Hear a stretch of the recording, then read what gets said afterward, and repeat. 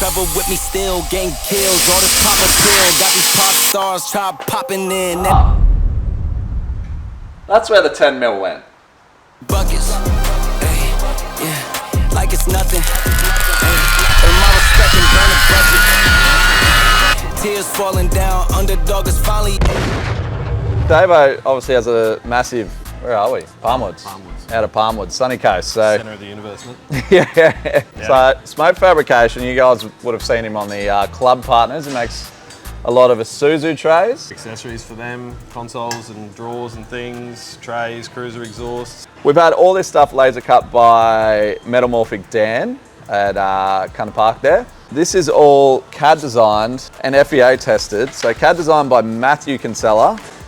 The first guy who did the CAD design absolutely rinsed it and nothing worked and had to fully redo absolutely everything. A bit of money down the drain, but that's okay. Matthew Kinsella sorted it all out from Kinsella's Customs. It has been sitting for a little while, so clean it up and try to figure out what goes where. And yeah, it's a big puzzle, really. Yeah, big Lego puzzle. There's a lot of like keyway slots that Matt's put in, so everything kind of clicks together and just tacks up pretty easily, really, doesn't it? Yeah, hopefully.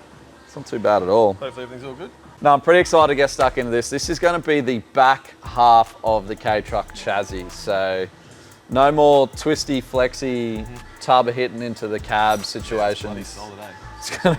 Is that 6 mil rails? 6 mil sides, 4 mil tops. Dave, chassis bench here, so that's going to make our life a lot easier with keeping things square and... You'll make an absolute mess in your shed doing this, though. Oh yeah, it'd be a nightmare. Yeah. Just giving this a bit of a wipe down with some wax and grease. I'm going to hit it with the $80 cans of Steel It, but it's pretty bloody good. It's kind of worth it. Get this all sealed up before we go and enclose it, basically.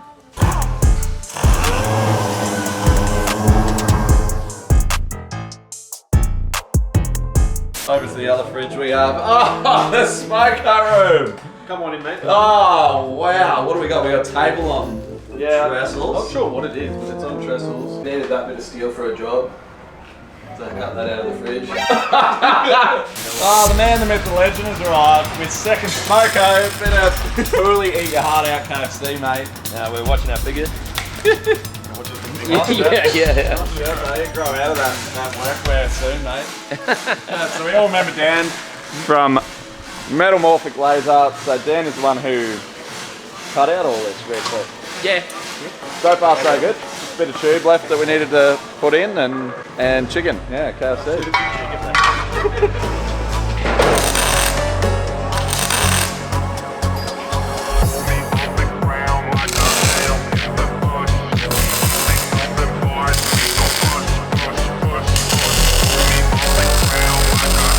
What are we talking? That's so shit when there's a camera on you. Woo!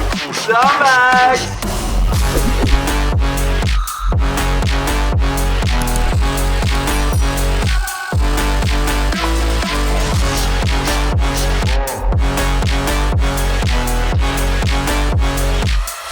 The tank from Aaron, aka Sippy from Land and Sea, has arrived. He makes all of Kinnon's Cruisers tanks as well. And they actually have little inbuilt surge tanks, but you'll find out more about that with the 60 if you haven't already. We've actually got a hole in it for the sway bar, believe it or not. Passes all the way through, it's pretty cool. All pressure tested, very exciting. That's for the fuel sender, alrighty. Further to that, we've also brought out anti-rock off-road sway bar, I don't know. I just bought a sway bar, so we've got, it's a bit of tube. Inside that tube, basically the torsion bar twists as the sway bar. So these arms go on the end. So we're gonna put all this in as well. See how we go. Got a lot more grinding to do though.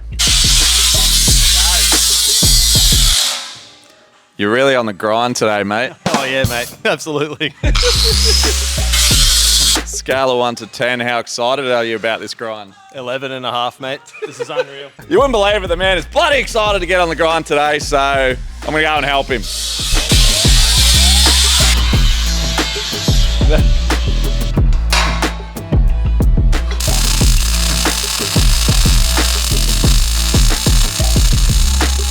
Okay, we got ourselves a bit of a puzzle piece here. The chassis. The chassis is currently upside down, so this is actually my lower arm mount that'll go out to the diff. We have also welded in the sway bar. This is just a tube that holds the sway bar. We're gonna cut it off there, as the fuel tank's gonna go there, but you'll see that later. But for now, we are getting back to the puzzle piece. So we're gonna get these lower arm mounts on. They're made out of, was it like 8mm steel? Yeah, 8mm steel, these lowers. So it's gusseted galore. Matty Kinsella has gone well and truly overboard. There's nothing wrong with that. It's not a bad thing. Possibly have it all sort of tacked in today and fuel tank sort of set up and see how we go. First, I wouldn't say stuff up, but issue, the filler point's in the wrong spot, but we can sort that. Sway bar through perfectly. Happy days, it's looking good. Now we're gonna put this cradle. We've got the tank all packed up, all positioned where we want it. And now we'll weld the cradle in. It should be hunky-dory.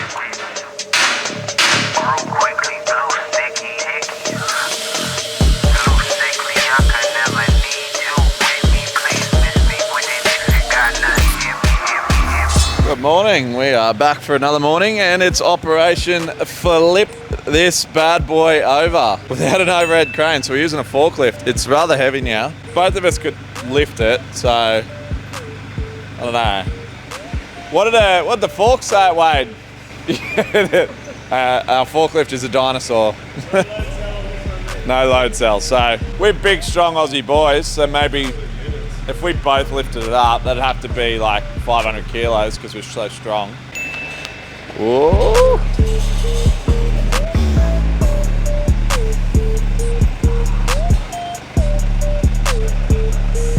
If anyone could shake a sling, it's me, eh? Okay, so that is it. She's all welded out, all sanded down.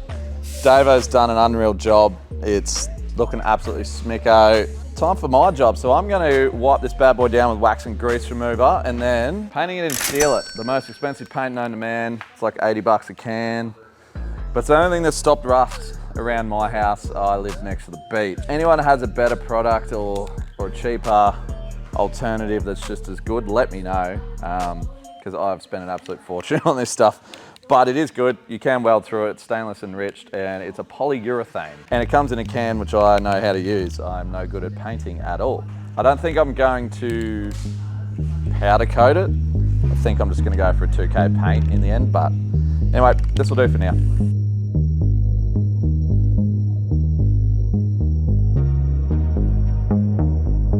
Oh, big Davo. How do you think you went, mate? You're more of an aluminium guy these days, aren't you? Yeah, a bit more aluminium than steel lately, but still got it, I think. Turned out pretty good. Legit just sitting and going, oh, fuck, mate, you still got it, eh? Come up amazing. I only had enough paint for one coat, but it actually stayed straight and square and it didn't move a millimetre. We've checked it 3,000 times and it's just... With bloody like half a roll of welding wire and a whole bottle of gas pumped into it and stayed pretty straight. Yeah, that's all it took. No, it worked out well. Very well. Very happy with it. Thanks heaps, mate. Hang on. What? Yeah, there we go. No worries at all, mate. No worries at all. Hopefully it doesn't snap in half. Yeah, no, I don't think so. I think the factory chassis, I think what's left of the chassis will snap before this thing. So now we're off to Richard for some FEA testing, mate. So we're going to hand it over to Richo for a minute and stay tuned and I'm going to cut my truck in half. G'day guys, I'm currently in the office and I've got my main engineering workhorse behind me, the computer, and Mac has asked me to do a stress analysis on the rear clip of his K-truck to make sure it's safe for the road. Having the whole rear end modelled in CAD is the first step in this process for FEA, which is finite element analysis, and that's what we're using to do the stress analysis for this rear end.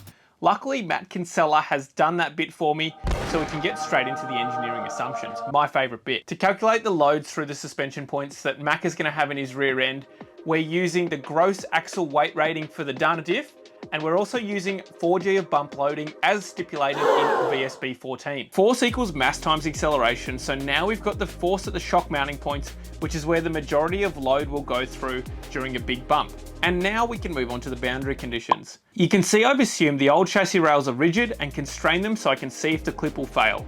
The bump force will primarily be taken through the shocks, We haven't designed the final shock mounts quite yet, so I've just constrained the force to the tubes where the bracket goes. So Macca, you got to do a good job of making those shock mounts. With that in mind, here's the results for the first sim. We started using 32 NB medium wall for the shock mounts. The red on the simulation indicates a failure point as it's above the yield strength of the material. So I switched it out to 40 NB and we're basically in the green. Actually, the chassis clip itself wasn't in doubt either time. Look how much blue and green there is. And now we've got to make sure that we fabricate it to the specification so we avoid any dramas. Okay, so as long as Macca doesn't send his K-truck up into orbit and then come crashing back down again, we shouldn't have a problem. This rear clip is looking plenty strong enough. I hope you enjoyed engineering with Richo, and if you need any work done, hit me up. So today is an exciting day. I've got my good man Simo here with me. Oh, and come here. We got Zalia with us, so that's right, the K-truck is in the shed. I'm very, very excited for this. I'm cutting my car in half. I'm literally cutting the back end of the chassis off, and it's very scary. I'm very excited. Engineers are all on board. Everything's looking like good to go. Parts are rocking up. Tubs actually unbolt into like 6 different pieces, so we're gonna start unbolting it and get it all stripped down, figure out what part of the tub floor we got to cut out, and then we'll cut the chassis in half. Oh, that's scary to say. I carry a spare. Ah. I don't know, but it had these 2 access doors here. No idea what they're actually for. Now, I don't like them. I actually want to shorten the wheelbase. Now I'm going to go a custom wheelbase. So there is a short wheelbase model, which my black C10 was from back in the day that I built. And I actually short wheelbase that from a long wheelbase. So that required taking, I think, 300 mil out of here, 300 mil out of the wheelbase, and 150 mil out of the back. I quite like the length of the back, but this section here is a bit too long for my liking. Would you agree? Yeah. Yeah, too long. What I've done is I want to build a rooftop tent inside the tub. So I'm working on dimensions for the inside to fit a 1.4 Outback Tourer rooftop tent. I think I'm going to shorten about 200 mil. And that will make the rear of the tub the same length as the front of the tub. I just think everything's going to look a lot more in proportion. It's going to help with off-roading, not being so long. So it will require sectioning the tub, which I've done before. I can make it work. And you will see a weld line. Here's what it is. It's not what it's not. And decision made. Job done. Big strong Aussie boy. Oh, you want a hand? Oh. What was a 2-person job, but you know. Man, you're eating and doing that. That's how good you are. Chimneys are way heavier. I'm juggling like dad life at the moment because Tash has had an appointment. She's run out in between making Zalia lunch and trying to help Simo. And anyway, life's busy sometimes, you know.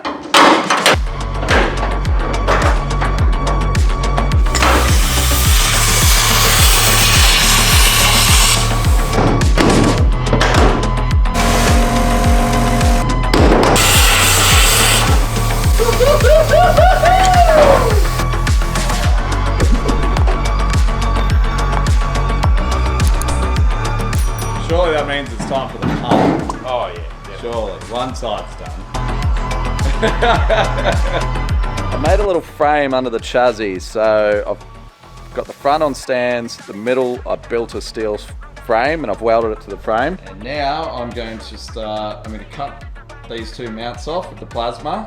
Love doing things twice, so we don't actually need that cross member because the new chassis has one right behind it. So just gonna get rid of that one completely, which is gonna help us line up the chassis rails better. And yeah, hopefully tomorrow we'll get the thing on.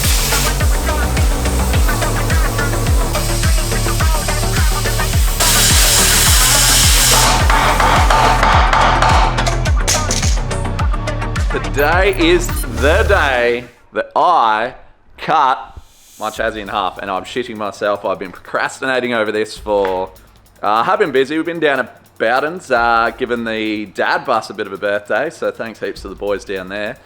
and reapplying some Under Armour, which is really good stuff. So that makes cleaning underneath nice and easy. The engineers have been giving us the all clear. We are good to go. Plenty of measurements, plenty of photos for them. And to be honest, the cutting doesn't really matter. So you can see just here, basically just need to leave as much flat chassis as I can for the new chassis to slot over. And then I can move it forward and back and twist it a little bit to make sure that it's all in the right place before I weld it. So it's not overly scary, it's just somewhat scary that once the chassis is cut in half, the car's no longer roadworthy until the engineers sign it all off at the end.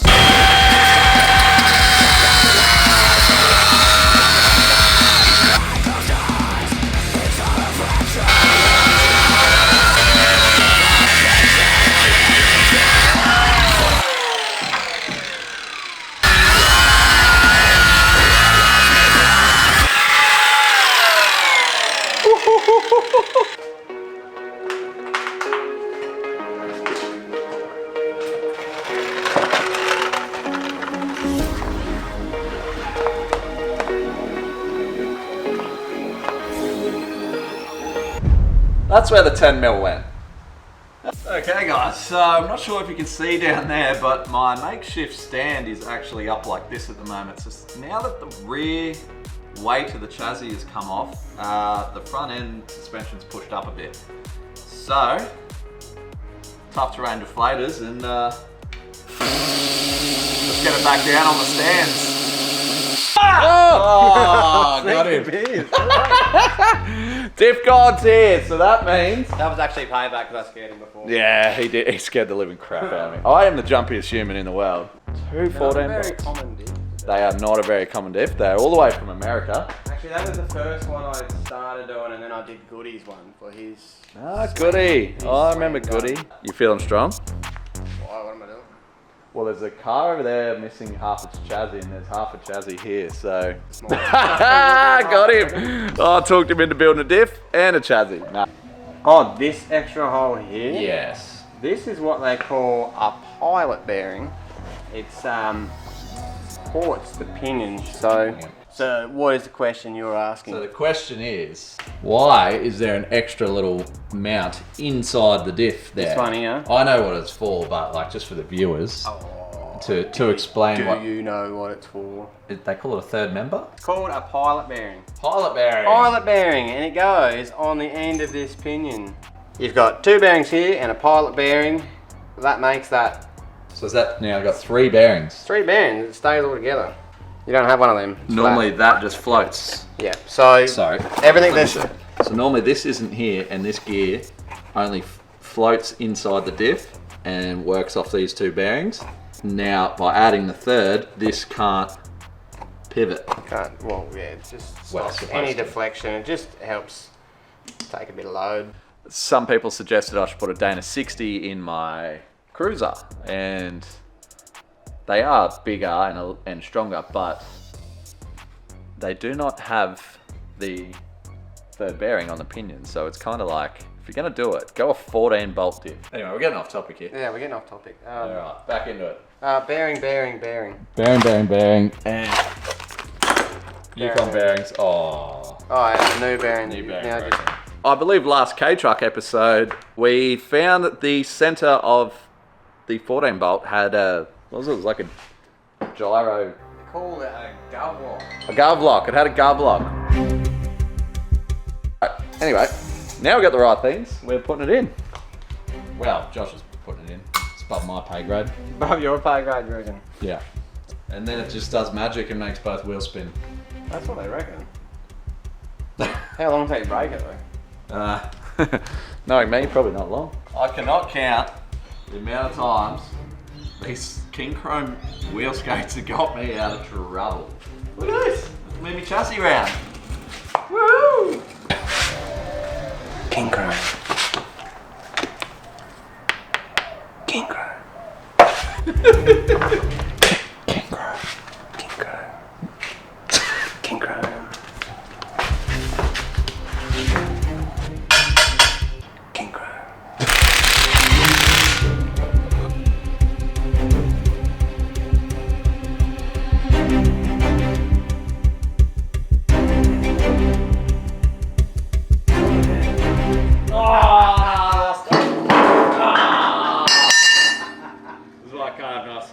Our timber wasn't wide enough. You can't park there. Oh, apparently you can. Look, it's heaps parked there. It's on the ground. Block of timber I had wasn't very wide. So, anyway.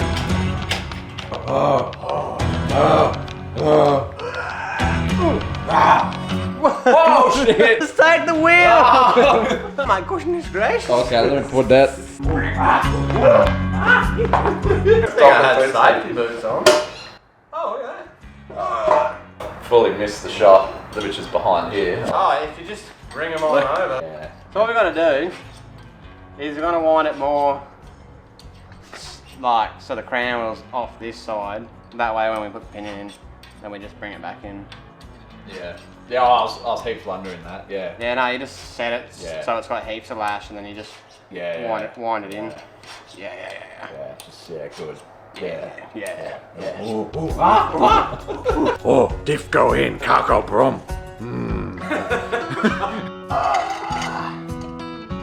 Everything's a two-man job around here. I got it. Feel appreciated. Alright, lasers on. Chassis's in, chassis's going up. Beers are cracked. There's a cracked. The tough terrain. The soft shackle is holding. Still monkeying around. Like, look, it's dark out there now. I've been here for 6 weeks and Master has not fed me. That's wrong. I feed Diff God every time he comes here. Except today. I haven't today. But if we're here any longer, I'm gonna have to. So there's a lot of people like coming and over and like working on cars because I feed them and feed them beers and things. Anyway, I'm over here. What's going in? Oh, it stopped. Boy, just had to spit on that thing. Just about done, eh? Yeah, no, we're just about done. Thanks, mate. Boom! We just gotta lock her off now and put the back hat on and send her. Lovely. Alrighty. And I'm going to spend the rest of the night playing Line Up the Chassis. Woo!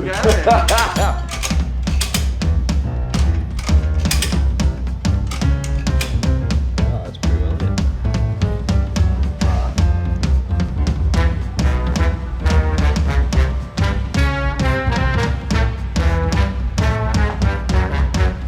Okay guys, so last night was a bit of a success. We have got, well, I've got the rear clip on. Big thanks to Josh from Geared Up Drivelines. He was here building the 14 bolt last night, as you guys saw, and gave us a hand wiggling this bad boy on. It's very tight fitment. I'm very stoked with how I've gone. Just got a little more leveling up to do and gonna tack it in place and then leave it for the qualified welders to burn in. Just want everything above board. I don't want any knocks on the door from DOT. I'm actually gonna do a big episode about engineering.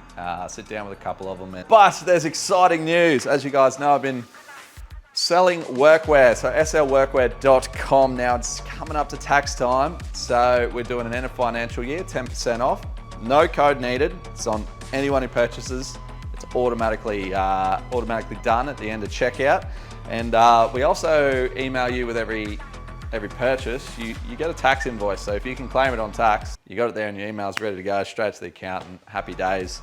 And we've just done a full restock. So leave a comment below. Is there anything you guys would like to see in the workwear range? I've got a lot of ideas, but I'd love to know exactly what you guys want to see that I don't sell yet. It is all custom made. It is all very premium, very high end. It's not just some Alibaba crap with Shed Life stitched on it. It's been great, and all the feedback so far has been awesome. I appreciate everyone helping get that business sort of going. It's kind of cool. So it's a bit of a passion project for me, being a tradie my whole life. Anyway, I'm waffling on.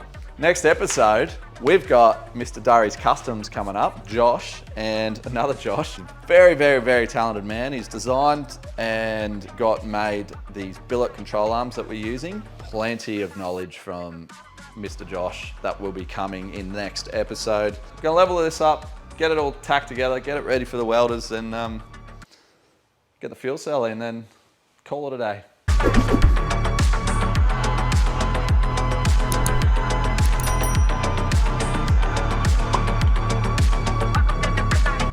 Okay, so I am that guy.